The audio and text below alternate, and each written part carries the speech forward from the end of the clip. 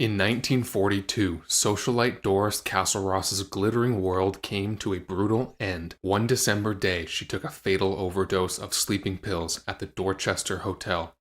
But it was why she did that was truly wild. It can be a rough life when you social climb your way into history, and no one knew that better than Doris Delavigne, the Viscountess of Castle Ross. Her nickname was the Mistress of Mayfair, for the vast number of beds she seduced her way into around London. Now, although Doris came from humble beginnings, as her father was a French hatmaker in London, she knew what she wanted early in life. At the age of 18, she began working next to the high and mighty of England, selling used gowns to actresses. But for Doris, who was blonde, beautiful, and fine-featured, this was only a stepping stone. While working in the dress trade, Doris met the person who would change her life. Actress Gertrude Lawrence invited Doris to room with her in the posh neighborhood of Mayfair, and it gave Doris a whole new perspective on life. Lawrence was the mistress of a cavalry officer and had fancy cars, elegant parties, and constant jewels at her command. Suddenly,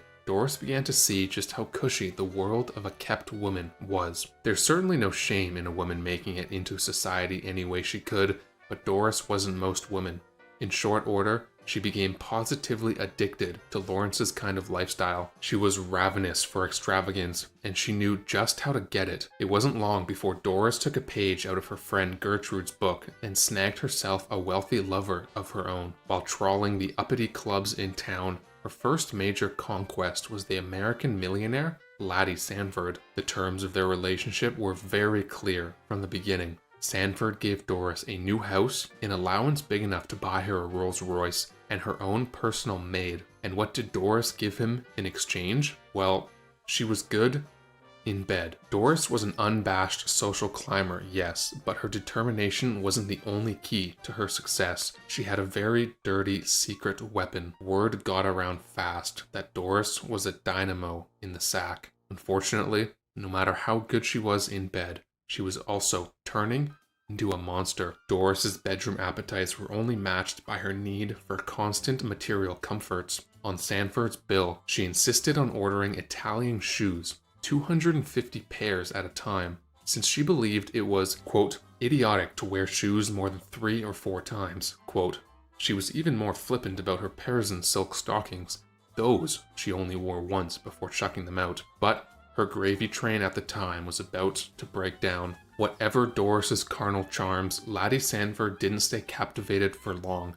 He not only struck up an affair with the beautiful, noble, and rich Edwina Mountbatten, he up and left Doris in the process. Now sure, Doris still got to keep her house and her fancy things, but she still needed a cash influx, and she came up with a shrewd but chilling solution. Doris Castle Ross went to the dark side. Around this time, Doris moved from being a kept woman to becoming a full-on courtesan.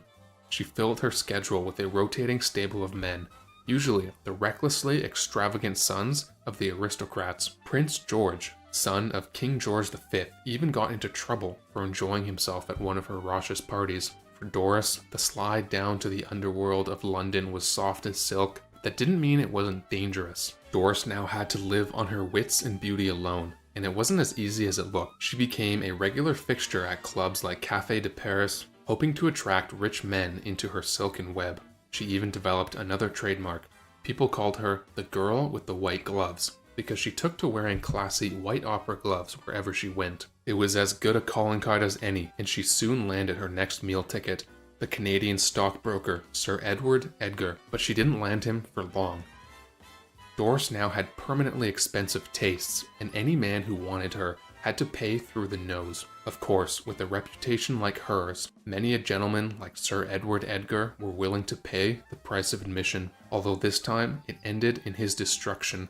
Before long, Edgar filed for bankruptcy, no doubt in partial thanks to Doris's demands. So once again, Doris was alone, and she was about to enter a very infamous era. At 28 years old, Doris met Valentine Brown, the Viscount Castle Ross. But don't let this fancy name fool you. There is perhaps no one more notorious in London than the Viscount. As a gossip columnist for the Sunday Express, and lackey to the sly Lord Beaverbrook, Castle Ross was an expert in sleaze. And where Doris was all moon-faced beauty, the Viscount Castle Ross was not so much. Don't go picturing a romance hero swooping Doris off her feet.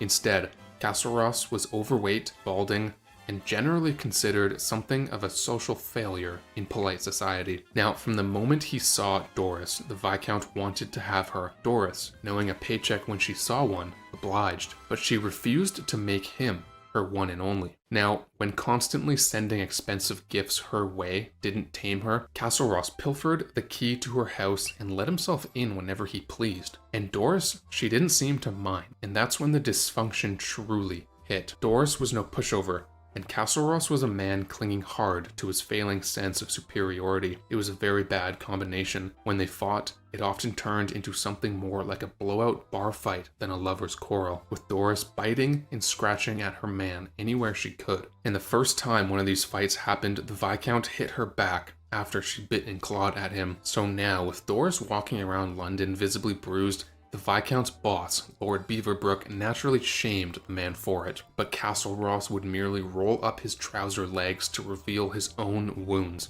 almost as if he was absolved. Doris and her Viscount were a match made in the fires of Hades, but they just couldn't seem to quit each other. They developed into a scandal. Castle Ross came from an uppity Irish Catholic family, and his battle-axe mother, Lady Kenmare, disapproved of Doris on the grounds that she was neither Catholic nor classy. But with Doris being Doris and the Viscount being the Viscount, they had to go and spit in everybody's faces. In 1928, Doris and the Viscount went down to the Hammersmith Registry Office and made it official, marrying in a quick and dirty ceremony. Of course, the Viscount's well-connected mother found out about the union, and of course, her reaction was unhinged. She cut the Viscount off completely from his inheritance. Suddenly, Doris realized she'd backed the wrong thoroughbred, and her next decision was cutthroat. For the newly minted Doris Castle Ross, everything had a price, even her marriage. So when the Viscount's mother greatly reduced his circumstances, Doris performed a cold-hearted act in an instant. She began taking right back up with a slew of other men, ones who had the means to fund the lifestyle she wanted. Now, men weren't the only source of Doris's income. She also dabbled in other nefarious activities, including selling out her famous friends. See, her husband's boss, Lord Beaverbrook, had gossip rags to run, and he paid Doris to be a society spy and spill the beans on the going-ons of the lives of the aristocrats. She happily took his money and performed the slimy duties. Soon enough, Doris seemed to be sleeping with half of London, and she was none too discreet about it. With so much gossip going on about her, it wasn't long before her husband tracked all her movements and the members of her little black book. But when she took up next with the Conservative Member of Parliament, Sir Alfred Beat, the Viscount absolutely snapped. Viscount Castle Ross burst right into the room, catching them red-handed. He began to beat Sir Beat so hard with his walking stick, Doris cried out "murder" from the sidelines. Maybe this was a turning point, because Doris moved on to a different breed of man entirely. Doris's whole identity revolved around her bedroom prowess, and she even liked to proclaim, quote, "There's no such thing as an impotent man, just an incompetent woman," quote. This led her to a ridiculous conclusion. She began to believe that she could cure a man's homosexuality just by being herself. Obsessed with the idea of turning a man straight through her sheet skills, Doris went to great lengths to convert the very gay Robert Herbert Percy, who was known around town as the Mad Boy. Her methods were mind-boggling. As a 25th birthday present, Doris bought Robert a room at the Ritz. When he opened the door, his jaw dropped. He realized that as part of Doris's unorthodox cure, she had hired an additional woman to help her out. Only, this wasn't going to be a pleasurable experience, as you might imagine. Doris wanted Robert to get violent with the woman, thinking that this was the solution. Now, Doris was not someone you said no to, but Robert did try. He only made half-hearted attempts at hitting the poor woman, and in turn had to witness a horrific sight. Frustrated, Doris snatched the whip from him and began to do the job herself, giving the woman a welt. Yes, she was that terrifying. Around this time, Doris struck up an affair with Randolph Churchill, who was the spitting image of his father, Winston Churchill, with none of the elder's goodness or good sense. To everyone who knew him, Randolph was an oaf who drank double brandies from the age of 19. In other words, he was perfect for Doris, who nicknamed him, quote, Fuzzy Wuzzy, quote. Now, I'm sure it will shock absolutely no one to hear that by 1930s, Doris and her husband were estranged from each other. They were also in a huge bind. Divorce back then wasn't so easy to come by. The courts needed adultery in play, which Doris had plenty of. They also needed her to prove it, along with evidence of their estrangement. To fulfill this, she took a trip around the Orient, taking up with a man named Sir William Roots for good measure. Only Roots was hiding a dirty little secret. In the middle of her whirlwind affair with Roots, there was something Doris didn't know. He was a very good friend of her estranged husband, and many believe it was Viscount Castle Ross who put Roots up to it, just to ensure the upcoming divorce proceedings were airtight. Only Doris seems to have found out about this because her next act was pure vengeance. Doris was miserable in her marriage, yes, but she hated her husband so much that she couldn't resist some good old mutually assured destruction. After the Roots debacle, she found out where the Viscount was staying, let herself into his room, and jumped into his bed. All so that they couldn't prove to the courts they were estranged anymore and wouldn't be able to get a divorce. Now, Doris had tried changing gay men to her team, and now she had taken up her own same-gender affair, becoming a kept woman of the American Margot Hoffman. For years, Hoffman showered Doris with gifts ranging from a palazzo in Venice to aristocratic portraits. At long last in 1938, Doris and the Viscount really, truly, actually divorced. They'd been together nearly a decade, and had been trying to split for practically that entire time. Conveniently for Doris, their official split coincided with World War II starting, and she took the opportunity to run to the safety of New York with Margot Hoffman. It should have been a cushy way to wait out the conflict, but Doris had to go and ruin it. Hoffman was desperately in love with Doris, but Doris's reasons were much darker. Like all of her conquests in the past, she cared first and foremost about Hoffman's pocketbook. There was little evidence she loved Hoffman at all. Eventually, this indifference wore even the devoted Hoffman, and she gave Doris what she deserved. Soon after Doris came to Manhattan with Hoffman, her cash cow got some self-respect and dumped her, leaving her in the lurch. With no man to fall back on, age fast approaching, she was nearly in her 40s, in a foreign country all around her, Doris had to come up with a backup plan fast. And as it happened, that backup plan had a very familiar face. Vulnerable and lonely, Doris went back to the same old, the Viscount Castle Ross. She had been corresponding with him for some time while over in America, and now applied all of her charm to the missives. His letter in response made her heart race, proving that the two of them hadn't learned a dang thing. The Viscount asked Doris to marry him again. While Viscount Castle Ross was writing to his ex-wife, he was also romancing another woman, Viscountess Furness, an Australian heiress who was infamous in her own right. After all, if Doris could play the field, why couldn't he? It was no cakewalk to get back to Europe from America in the 1940s, especially in the middle of a war. She somehow managed to convince Prime Minister Winston Churchill to help her secure air passage over. Now, at this point, Doris had almost entirely run out of money.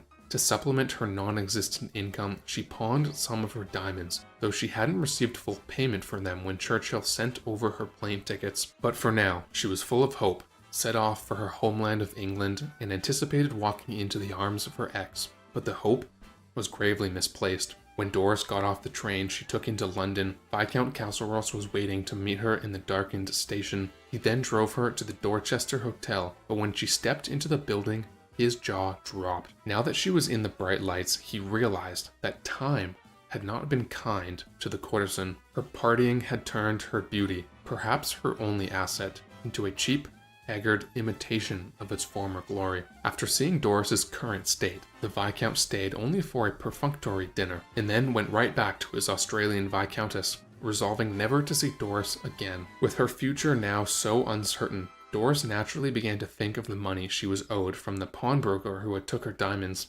Unthinking, she telegraphed them about the cash, little knowing that she had just sealed herself into a dark fate. In World War II, selling assets like diamonds was against the law, and Scotland Yard was reading her telegrams with great interest. With Doris so flagrantly breaking the law, officers were at her door in short order, questioning the socialite on what exactly she thought she was doing. Although they didn't immediately charge her and left her rooms, Doris nonetheless began to panic. Visions of a drab, penniless life behind bars danced in her head. With no friends she could call and no lovers to manipulate, she believed she only had one tragic option left: On the 12th of December 1942, Doris took a fatal overdose of sleeping pills at the Dorchester Hotel. She was just 42 years old when she passed, but left behind enough scandal for